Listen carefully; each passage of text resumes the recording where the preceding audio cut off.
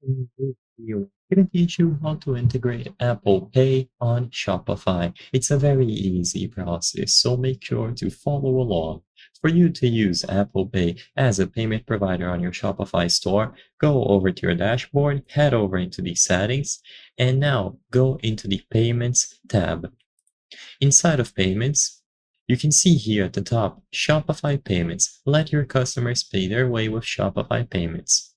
For you to access all of the payment providers, including the option to use Apple Pay, you will need to complete your account setup. So if you haven't already, click on Complete Account Setup and go through the entirety of this process. Because it contains a lot of personal information, I cannot cover all of the steps in this video.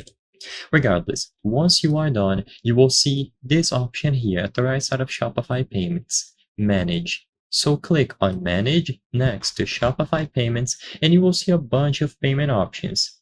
Under the Wallets category, you will have Apple Pay.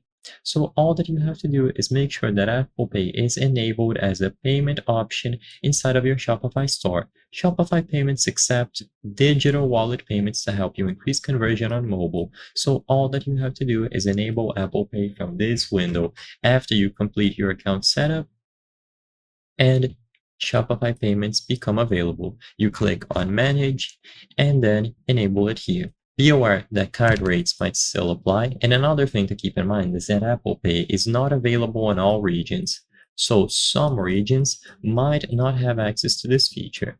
With all of that in mind, it is simple to activate or remove Apple Pay from your Shopify store. So go over to the Manage window and change the setting here according to your preferences.